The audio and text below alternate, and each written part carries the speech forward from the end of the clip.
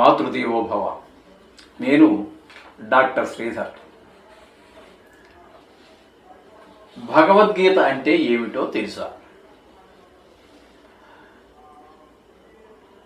గీత, భగవత్ అంటే తెలుసు కదా అందరికీ, భగవంతుడు. గీత, గీత అంటే గీతము అంటే పాట, అర్థం తెలుసు కదండి మీకు. భగవంతుడు పాట అని ఒక అర్థం ఉంటే, ఆయన చెప్పినటువంటి దాన్ని ఒక అర్థం.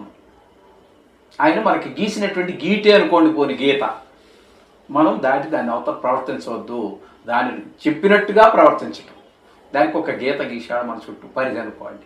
అట్లా మనం తీసుకుంటే భగవంతుడి చేత చెప్పబడినటువంటిది. భగవంతుడైనటువంటి వాడు కృష్ణుడు రూపం ధరించినప్పుడు కౌరవ పాండవుల యుద్ధ సమయంలో ఇరుసేనల మధ్యన నిలబడి అర్జునుడు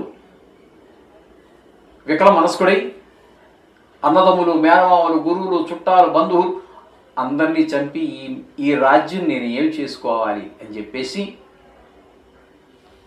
ఒక రకమైనటువంటి మనసు వికలత చెందినటువంటి వాడే యుద్ధం వద్దు, నేను సన్యాసం పట్టుకో, సన్యాసుల్లో కలిసిపోతాను, కానీ నాకు యుద్ధం వద్దు, నాకు రాజ్యం వద్దు అని చెప్పి వెళ్ళిపోతున్నటువంటి సందర్భంలో మరి దుష్ట శిక్షణ ఎలా జరగాలి? వెళ్ళిపో అన్నాడు అనుకోండి కృష్ణుడు. అది జరిగేది ఏంటండి? ఎవడంతటి ఆడే ఉంటాడు, దుష్టులు దుష్ట పనులు చేస్తూనే ఉంటారు. మరి ఈ దుష్టులందరూ నశించాలి, భూభారం తగ్గాలి, కాబట్టి యుద్ధం జరగాలి, అందులో చాలామంది దుష్టులు పోవాలి, ఇది అంతిమంగా. కాబట్టి ఈ అర్జునుడు మళ్ళీ యుద్ధోన్ముఖుని చేయాలి. అప్పుడు ఆ సందర్భంలో చెప్పినటువంటి భగవద్గీత, మనిషి అనేవాడు ఏమి చెయ్యాలి, ఏమి చెయ్యకూడదు అనేటటువంటిది పరిపూర్ణమైన మనిషి కావాలి. ఒక మనిషి జ్ఞానవంతుడు, మిగతా వాళ్ళు ఎవరు అనుకోండి, ఎప్పుడు పరిపూర్ణవంతులు కాదు వాళ్ళు. వాళ్ళ దృష్టి వేరు, ధన సంపాదన, లేకపోతే వ్యసనానికి లోనైపోయినటువంటి వాళ్ళు, అనేక రకాలుగా ఈ జీవితాన్ని వాళ్ళే భగ్నం చేసుకుంటున్నారు. అలా కాకుండా ఆధ్యాత్మిక దృక్పథంలో ఉండి మనస వాచ కర్మణ భగవంతుడిని నమ్ముకొని ఏ విధమైనటువంటి తప్పులు చేయకుండా ఏ విధంగా ప్రవర్తించాలి, ఏ సందర్భాల్లో, అన్నిటికీ ఒకటే ప్రవర్తన కూడా ఉండదండి. ఒక దొంగ పారిపోతూ ఉంటాడు, ఒక మంచివాడిని దొంగలు చంపడానికి ప్రయత్నం చేస్తూ ఉంటారు. ఇతని కళ్ళ ముందు నుంచే వెళ్ళిపోతూ ఉన్నాడు. ఆ దొంగలు వచ్చి తను అడిగారు, ఏమయ్యా దొంగ ఎక్కడ అని. ఇలా వెళ్ళాడయ్యా అని చెప్తే వాళ్ళు చంపేస్తారు. అలాంటి చోట మనం ఎలా ప్రవర్తించాలి? అలాంటి సందర్భాల్లో అబద్ధం చెప్పినా కూడా తప్పు లేదు అనేటటువంటి అలాంటి రహస్యమైనటువంటి విషయాలు, గుప్తమైనటువంటి విషయాలు మనకేంటి, అబద్ధం చెప్పకూడదు అనేది మనకి ఫండమెంటల్గా మనకి చెప్పినటువంటి విషయం. అలా అని చెప్పేసి మరి దొంగ ఆయన ఎలా వెళ్ళిపోయాయా అని చెప్పి దొంగలు చెప్పేవాడు, ఇవి దొంగలు అందరూ వెళ్ళి వాడిని చంపేస్తారు. కాబట్టి అటువంటి సందర్భాల్లో ఎలా ఉండాలి, క్లిష్టమైన పరిస్థితుల్లో ఎలా ఉండాలి? ఇప్పుడు ఇంతమంది ఈ కురుక్షేత్ర సమయంలో ఇంతమంది దుష్టులు ఉన్నారు, ఈ దుష్టులందరినీ ఎలా సంహరించాలి, ఈ భూమి యొక్క భారం ఎలా తగ్గించాలి, కాబట్టి యుద్ధం జరగాలి అని చెప్పేసి కృష్ణుడు ఈ అర్జునుడిని మళ్ళీ యుద్ధోన్ముఖుణ్ణి చేయడం కోసం చెప్పినటువంటి గ్రంథం ఈ భగవద్గీత. ఈ భగవద్గీత అనేది ఏదో కృష్ణుడు అర్జునుడి కోసం చెప్పిన విషయం కాదు.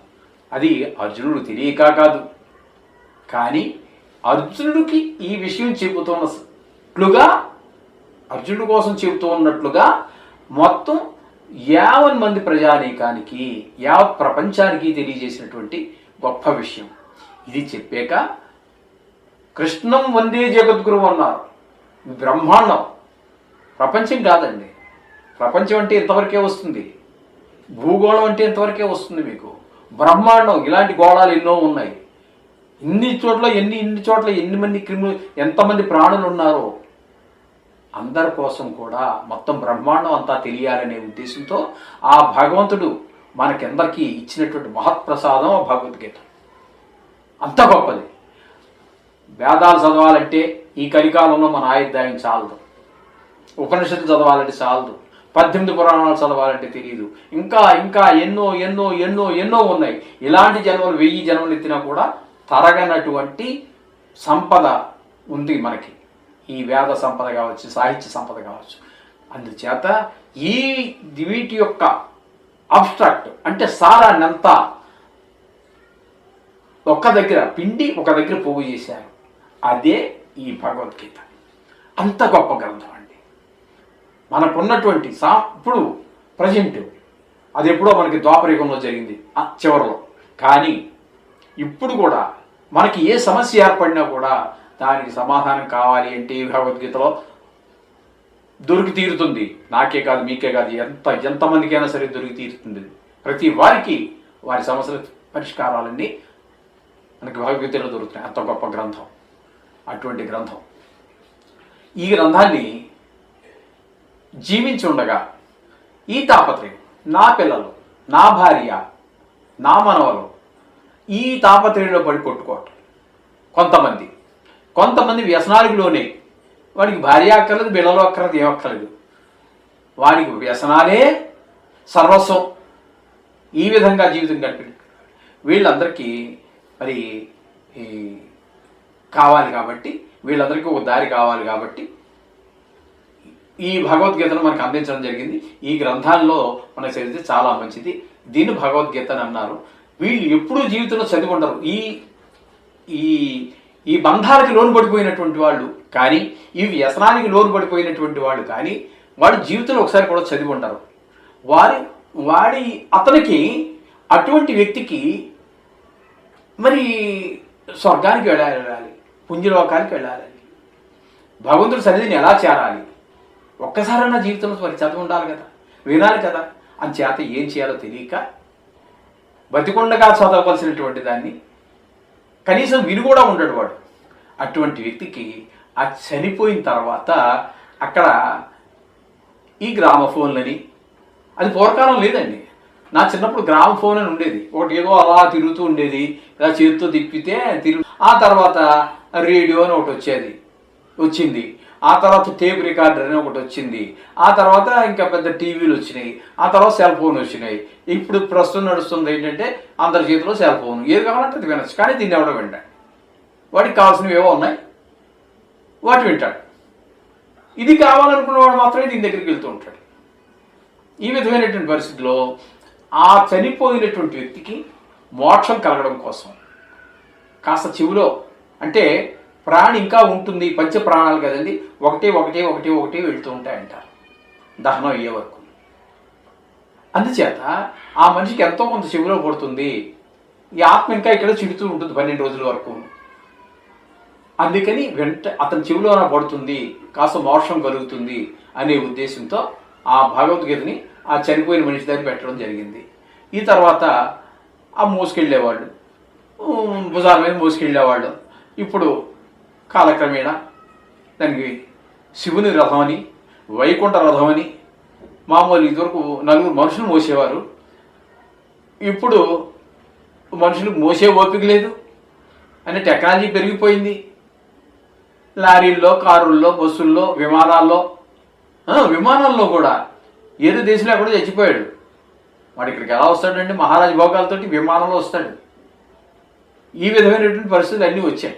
వాడికి ఈ భగవద్గీత వినిపించడం, వాడు వినాలని, అంతేగాని వాడు వింటాడని బతుకున్నప్పుడే లేదు వాడికి.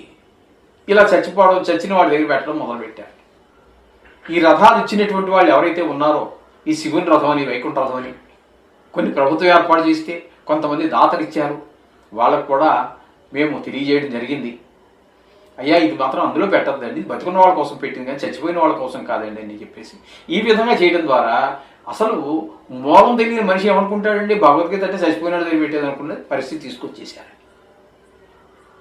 ఎవడని ఇంటి దగ్గర పెట్టుకున్నాడు అనుకోండి, వాళ్ళ ఇంట్లో ఎవడో చచ్చిపోయాడని వచ్చిన పరిస్థితి వచ్చేసింది. అది కరెక్ట్ కాదు. ఇది కేవలం బ్రతికున్న వాళ్ళ కోసమే, చచ్చిపోయిన వాళ్ళ దగ్గర పెట్టడం కోసం కాదు. పెట్టడంలో ఉద్దేశం ఏంటంటే మంచిదే ఒక రకంగా. ఎందుకంటే వీళ్ళు దహనం చేసే వరకు ఇంకా 5 ప్రాణాలు, పంచ ప్రాణాలు అంటారు, మీరు వినే ఉంటారు. ప్రాణాపాన పానవ్య, ఇవి ఈ విధంగా 5 ప్రాణాలు ఒకటి పోతాయి దహనం అయ్యే వరకు అని, కపాల మోక్షం అయ్యే వరకు అని. తదనంతరం 12 రోజుల పాటు ఇక్కడ తిరుగుతూ ఉంటాడు కాబట్టి ఆత్మ అదైనా వింటే కాస్త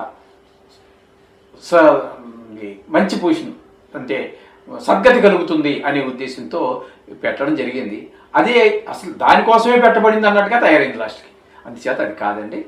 భగవద్గీత బతికున్న వాళ్ళు ఎలా ప్రవర్తించాలని చెప్పడం కోసం. శుభం భూయాత్.